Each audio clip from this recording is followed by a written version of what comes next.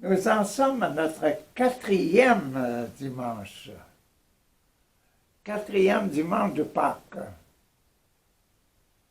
en essai. C'est encore très intéressant, de voir ça. Qu'est-ce qui se passe là? Je vais d'abord vous lire l'évangile de ce quatrième dimanche. C'est pris dans Saint Jean. L'évangile de Jean. L'évangile de Jean. L'évangile de Jean de cette façon-là. Et l'évangile de Jean comme ça. Là. Ça, c'est l'évangile de Jean, l'oiseau. Là. Je vous lis ça. En ce temps-là, Jésus déclara,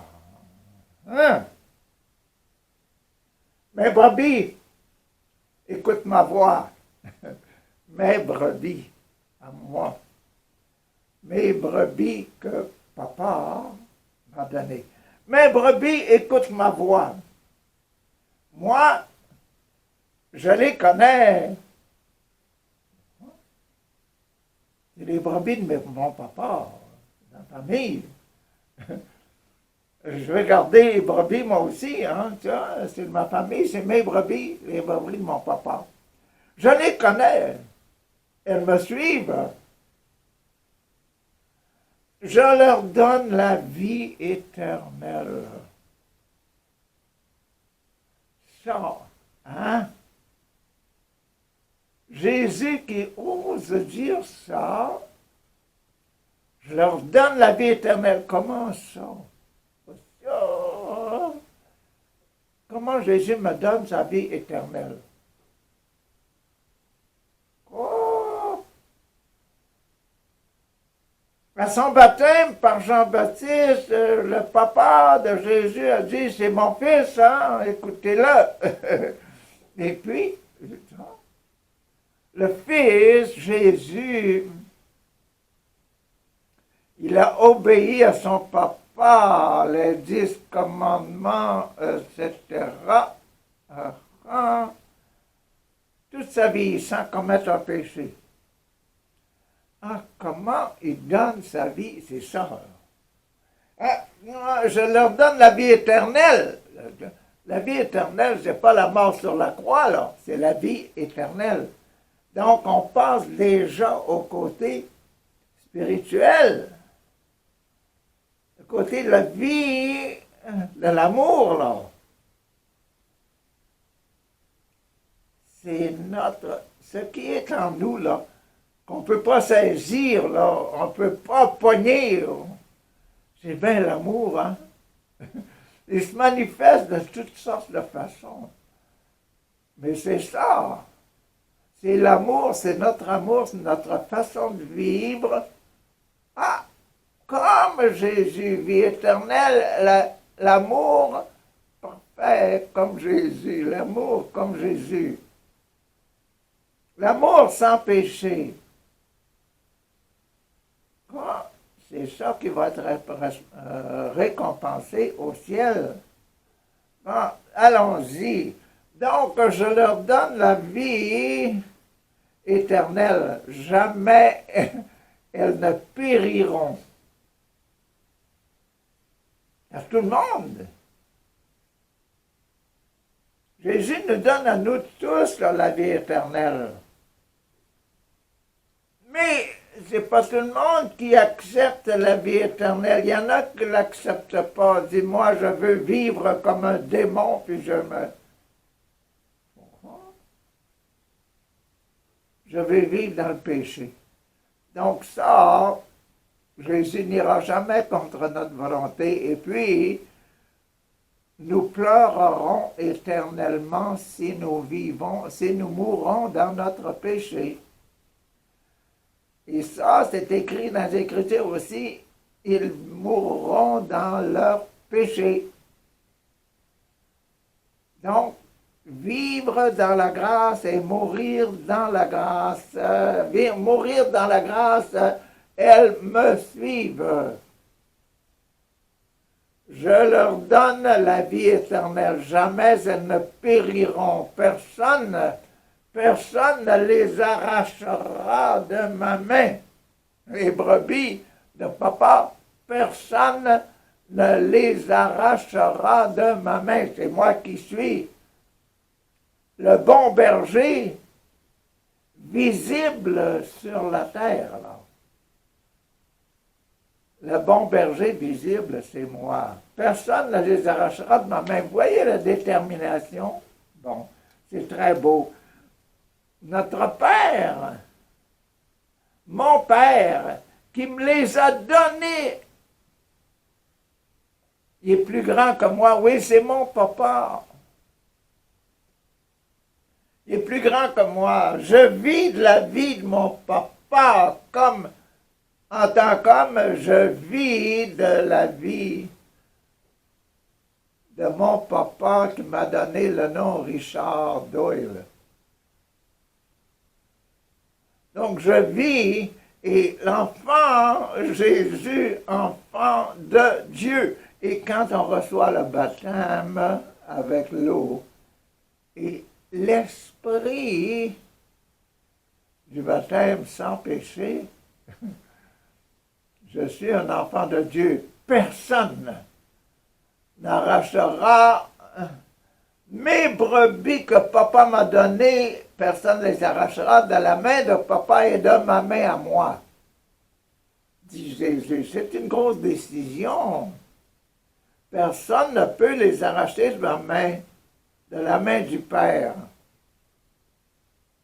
Et puis, papa et moi, nous sommes un. Sur la même, cette idée-là, là, personne ne les arrachera de ma main. Nous sommes un. Politiquement, spirituellement, vôtre, et nous sommes un. Spirituellement. C'est bon, hein? C'est très bon. C'est ça qui est l'esprit aujourd'hui. Je vais vous dire donc, je vous disais que c'était dans l'évangile de Jean. Dans l'évangile de Jean. Et l'évangile de Jean, il est ici, dans le numéro 6. Le programme du Père, le programme du Fils, c'est le programme du Fils. C'est Jésus qui dit ça, là. Personne ne va les arracher de ma main. C'est le numéro 6. Et puis numéro 6, dans notre Père, c'est quoi? Père. Ne nous laisse pas tomber hein, en tentation. Et numéro 7, ça va être délivre-nous du mal. Père, ne nous laisse pas tomber. Donc, Jésus, qui est là. Voyez-vous comme ça correspond? Numéro 6, le sacrement de l'ordre, le sacrement du choix. Le sacrement du papa, la maman qui disent aux enfants, tous vous autres là, personne ne va vous arracher de la main du bon Dieu. Voyez-vous le sacrement du baptême que les papas et la maman donnent à leurs enfants, c'est ça? Personne n'est pour répondre à ça. Sacrement du numéro 6. Et numéro 6, là, 1, 2, le cœur, 3, les poumons, 4, le ventre, 5, le génital, 6, c'est les genoux.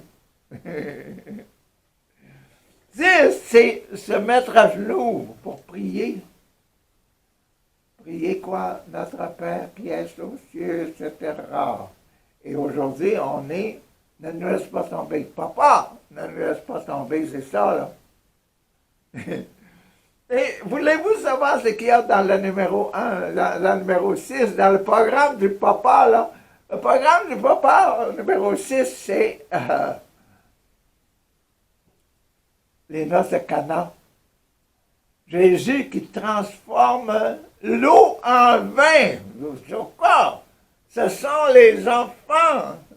Le sacrement du mariage, ce sont les enfants. C'est ça, puis moi, en tant que Jésus, en tant que numéro 6, en tant que sacrement de l'ordre, en tant qu'ordonné, eau de devient 20. Et ça s'est passé. Voulez-vous que tout ça va voulez-vous savoir ce qu'il y a dans le programme à nous autres, le numéro 6 ici? Le numéro 6, dans le programme de nous et l'Esprit Saint, savez-vous c'est quoi? C'est Jésus en croix, là, et puis le soldat qui est là, la lance, là, et il sort de l'eau et du sang et de l'eau. Noces de Cana,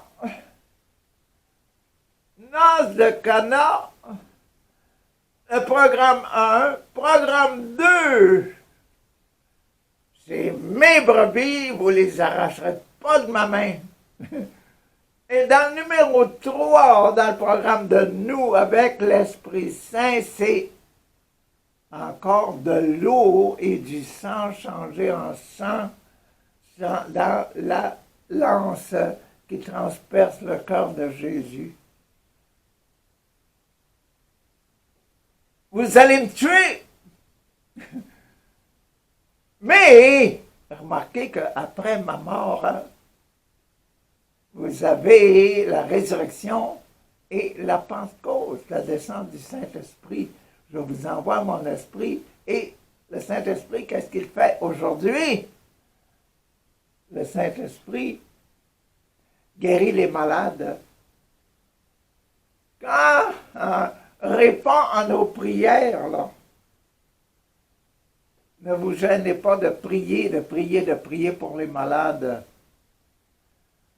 On voit des quantités et des quantités et des quantités de bonnes choses arriver à cause de la prière. Puis, remarquez bien que si vous, là, si moi, là, on ne prie pas, tout con.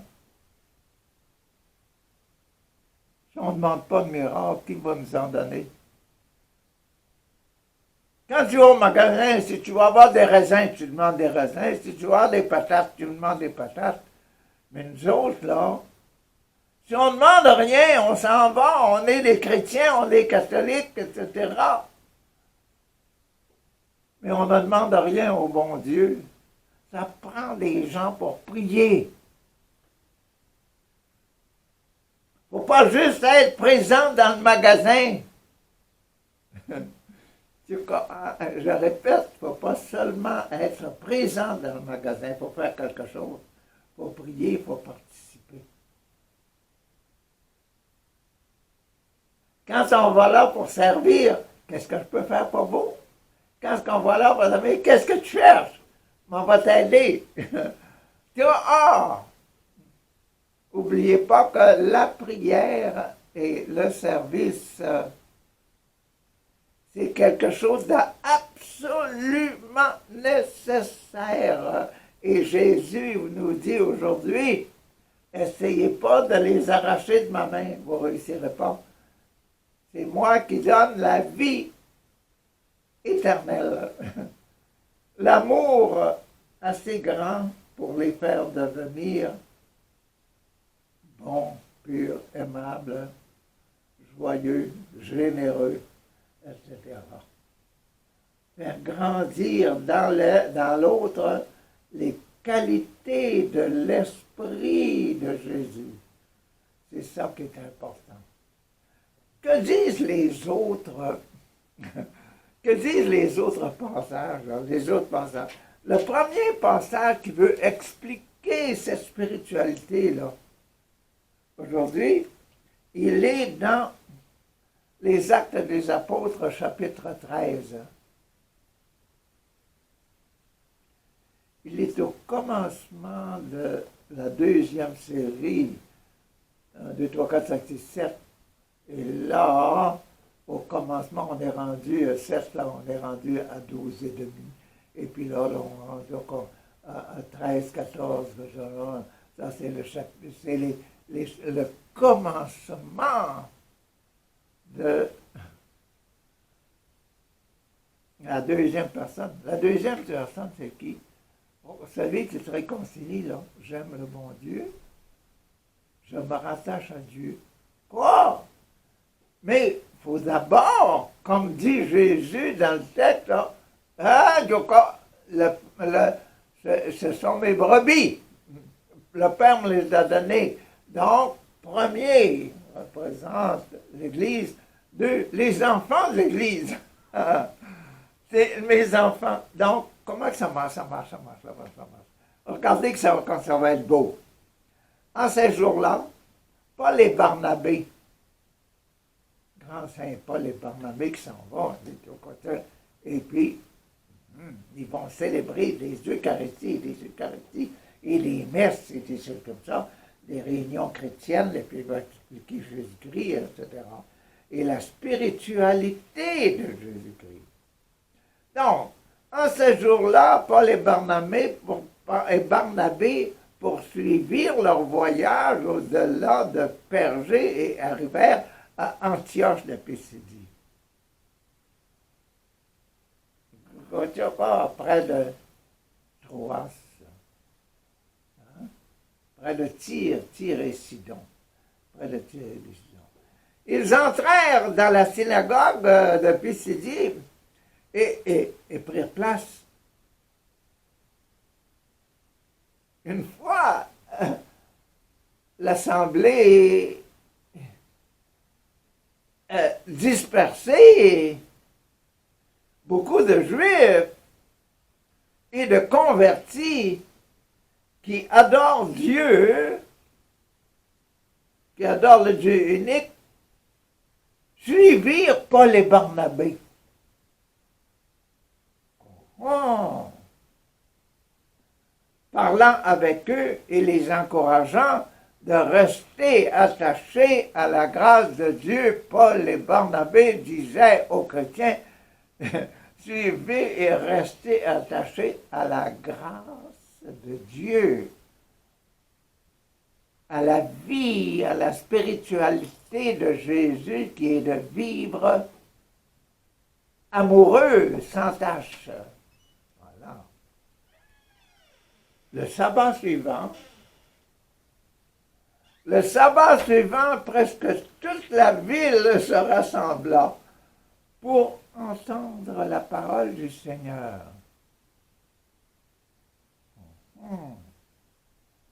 Quand les Juifs virent les foules qui s'assemblèrent, ils s'enflèrent de jalousie. Ils contredisaient les paroles de Paul et l'injuriaient. Il était jaloux, hein? Paul, avec toute cette puissance-là. Ah! Paul et Barnabé leur déclarèrent avec assurance, c'est à vous d'abord qu'il était nécessaire d'adresser la parole de Dieu. C'est ça qu'on a fait, là. On vous a annoncé la parole et la spiritualité de Jésus, de vivre sans péché. Et que ce Jésus-là, il était mort, mais il est ressuscité pour venir nous montrer que son programme, là, de guérir les malades, puis d'enlever les péchés et d'enlever le mauvais du monde, c'est un programme réel et fait par l'Esprit Saint qui habite en nous.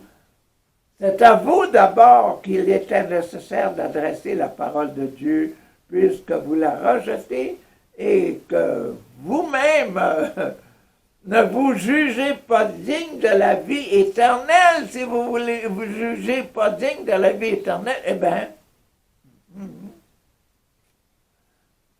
nous nous tournons vers les nations païennes. Nous vous laissons de côté, nous nous tournons vers la communauté païenne. Vous voyez là ce qui a à voir avec l'évangile que vous avez lu tantôt.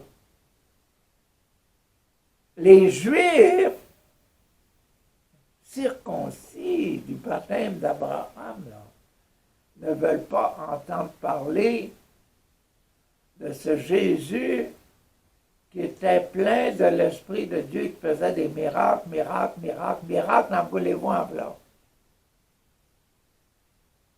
Jaloux. de leur qualité d'enfants d'Abraham. Tu crois? Ah, bon, Paul leur dit, Paul et Barnabé, nous tournons vers les païens. Nous allons enseigner les païens. C'est le commandement que le Seigneur nous a donné. Je fais de toi la lumière des nations pour que, grâce à toi, le salut parvienne jusqu'aux extrémités de la terre. C'est pour ça. Ça, c'est l'ordre de Dieu. Je te fais le salut. Il faut que tu vas aller enseigner, tu vas aller partout, célébrer les Eucharisties, parler de Jésus, parler de la spiritualité de Jésus sans péché. Ah, que c'est beau, merci Seigneur. Ah, bon, aux extrémités de la terre. En entendant cela, les païens étaient dans la joie. Les païens, disent, je me tourne vers les païens, on va enseigner aux païens. Les païens étaient dans la joie, et rendaient gloire à la parole du Seigneur. Rendaient gloire, Paul, tu parles vraiment comme un grand, et puis on sent que de toi sort la puissance de Jésus qui guérit. Paul guérissait beaucoup de gens par la prière. Ah, ceux qui étaient destinés à la vie éternelle devinrent croyants ce jour-là. Ainsi, la parole du Seigneur se répandit sur toute la région. La parole du Seigneur se répandit sur toute la région. Les païens. Mais les Juifs, eux autres, ils provoquèrent l'agitation parmi les femmes de qualité adorant Dieu et parmi les notables de la cité. Ils se mirent à poursuivre Paul, Barnabé et les expulsèrent de leur territoire. Ceux-ci secouèrent contre eux la poussière de leurs pieds, pourquoi leurs sandales,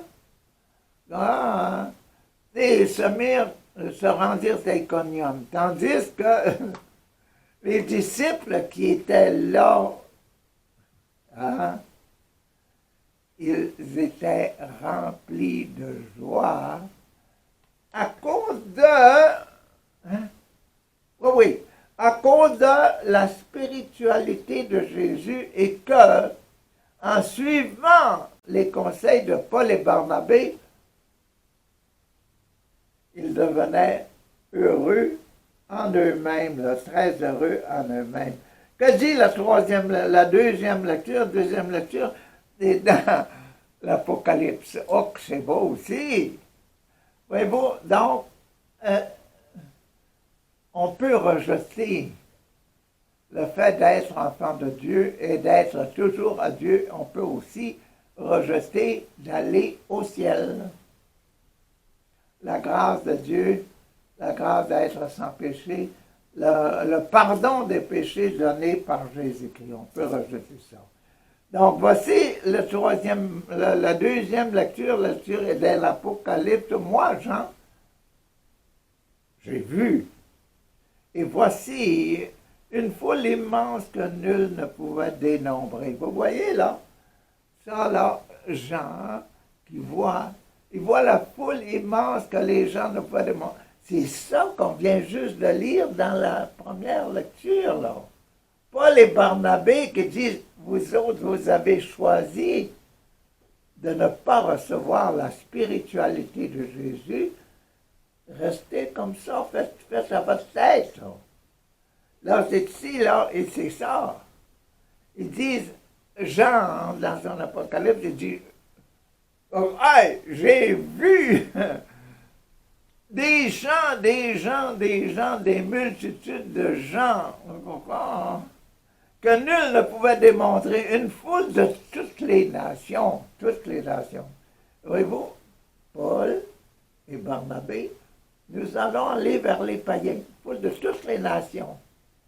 C'est ça que l'Esprit aujourd'hui nous guide, dire, toutes les nations, dans toutes les nations, vous les arracherez pas, vous les arracherez pas de ma main, mais on va vous le dire, la spiritualité de Jésus qui est quoi? Restez sans péché. Obtenez le pardon de vos péchés.